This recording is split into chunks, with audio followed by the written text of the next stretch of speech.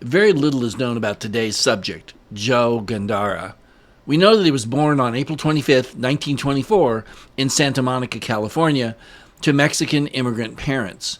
Growing up in a working class family in Los Angeles, he was raised in a vibrant Hispanic American community during the Great Depression era. Little is documented about his childhood, but as a son of immigrants, Gandara embodied the American dream of opportunity through military service. He attended local schools in Santa Monica before enlisting in the Army, reflecting that era's emphasis on patriotism and duty among young men of all different backgrounds. Hello, and welcome to The Ultimate Sacrifice. My name's Louis Marsh. I'm your host for the show. I'm the senior pastor of River Church in Parker, Arizona, and I'm glad that you're with us here where we go through the true stories of men who have served our country and made the ultimate sacrifice. We're getting close to wrapping up our first season, so if you're watching this in 2025, congratulations, you're in on the ground floor. Be sure and like and subscribe. But we'll be doing some other things down the road, which we'll tell you about as well. And this season, we've been focusing on the D-Day Medal of Honor winners, as well as men who won the Medal of Honor in the Normandy campaign. So let's get back to this story. Gandara enlisted in the U.S. Army on February of 1943 at the age of 18. He underwent rigorous training as a paratrooper, earning his parachute badge. He was assigned to Company D, 2nd Battalion, 507th Parachute Infantry Regiment. The 507th PIR, Parachute Infantry Regiment, was initially formed at Fort Benning, Georgia, on the 20th of July, 1942, under the command of Colonel George V. Millett. It will participate in 3 operations during World War II: D-Day, the Battle of the Bulge, and Operation Varsity. As part of the 2nd Airborne Brigade, alongside a sister unit, the 508th Parachute Infantry Regiment, the 507th PIR was assigned to the veteran 82nd All-American Airborne Division, commanded by Major General Matthew Ridgway. Now, they were there to replace the 504th PIR, which had suffered many casualties while serving with distinction in the fighting in Italy and needed to be rebuilt. The regiment arrived in the United Kingdom in late 1943 and began training and preparing for the invasion of Normandy, scheduled for the spring of 1944. Soon after the return to England, when the fighting was over, the 507th was permanently assigned to the 17th Airborne Division. Because of the 82nd Regiment was ready to come back and join the division, so the 507th was placed in the 17th Airborne. On June 9, 1944, just 3 days after D-Day, Gandara's detachment was pinned down by intense German fire near the city of Amfreville, France, during operations to consolidate the Allied gains that they'd made so far in Normandy. Now, strong enemy force, including machine gun nests, had immobilized his unit for over 4 hours. Heavy casualties were inflicted, and they were worried that their position might be overrun. It was then, without any orders, Private Gandara voluntarily advanced alone toward the enemy lines, firing his Thompson submachine gun from the hip. While exposed to devastating fire, he assaulted and destroyed 3 German machine gun positions single-handedly. His actions neutralized the primary threat, allowing his comrades to regroup, counterattack, and secure the area as ordered. Gandara was mortally wounded during this assault, and he died later that day. He was 20 years old. His self-sacrifice is credited with saving numerous lives and turning the tide of the engagement. Here's what his Medal of Honor citation says, quote, "Private Joe Gandara distinguished himself by acts of gallantry and intrepidity above and beyond the call of duty while serving with Company D, 2nd Battalion, 507th Parachute Infantry Regiment. During combat operations against an armed enemy in Amfreville, France, on June 9, 1944. On that day, Private Gandara's detachment came under devastating enemy fire from strong German forces, pinning them into the ground for a period of 4 hours. Private Gandara voluntarily advanced alone towards the enemy position, Firing his machine gun from the hip as he moved forward, he destroyed 3 hostile machine guns before he was fatally wounded.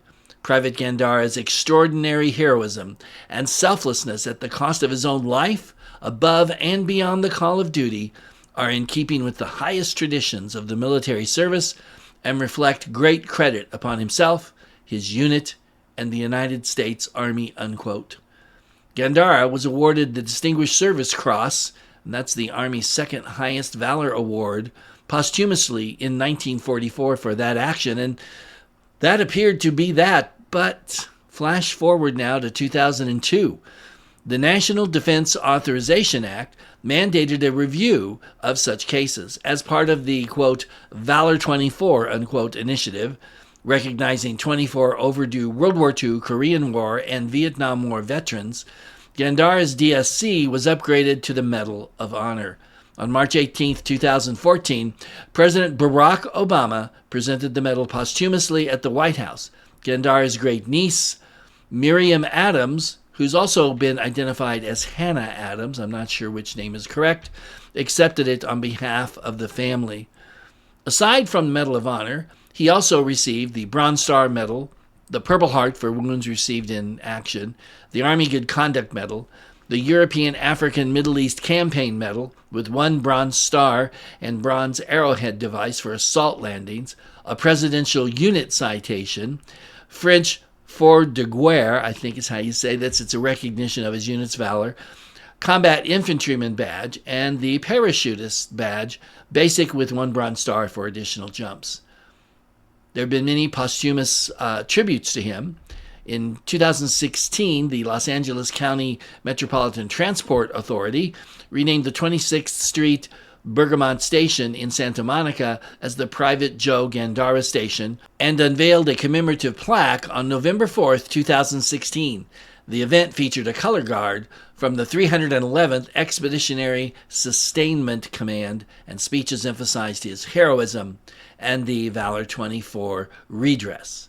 Memorials and remembrances. He's been honored at the National Medal of Honor Museum and the U.S. Army's Valor 24 exhibit. Annual commemorations occur at the 507th PIR Memorial, located in Amfreville, France, including a 2024 event by the 82nd Airborne Division. Social media posts from organizations like Friends of the National World War II Memorial frequently highlight his story on anniversaries such as June 9th. He's also been featured in documentaries and in books on World War II paratroopers and in the Hispanic Heritage Month as well. Gandara's legacy endures as a testament to selfless bravery, inspiring veterans advocates, and serving as a reminder of the diverse heroism that won World War II. As one Army official noted during a 2014 ceremony, his actions exemplified, quote, "The strength of our nation is our Army. The strength of our Army is our soldiers," unquote. And now, stay tuned for footnotes. Welcome to Footnotes.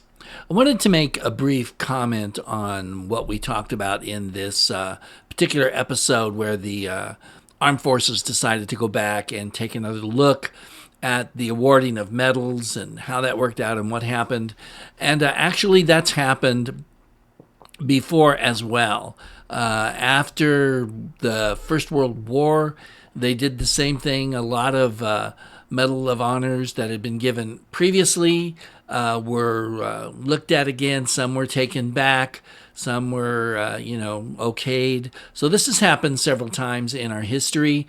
It's kind of a difficult thing because, of course, I like to call myself a lowly civilian because I never served in the military. So obviously I've never been in combat. So I don't have a say in this, right? Nobody cares what my opinion is of these things. I don't even care what my opinion is because it's not my place to say who should or who should not get a Medal of Honor. It's a difficult decision. We'll talk more about this in 2 weeks. But the upshot of this is not to be too surprised because the military wants to do things right, and it's a very difficult thing to do, in particular over a period of time. What looks a certain way now, maybe in 10, 20, 30, 40, 50 years, it's going to look very different then. And so that does have an effect on all of this. So just in case you'd never heard of this before, it does happen occasionally. I think maybe it's happened 3 times, 2 or 3 times in the history of giving out the Medal of Honor in our country. And it will at some point, I'm sure, probably happen again. So with that, thank you so much for watching. If you're still watching, you watch to the end, thumbs up to you. Thank you so much. You're the hardcore. You're the people I need to subscribe. Give me a thumbs up and tell your friends about this so we can get more people watching this show. Thank you. God bless you. And I'll see you later.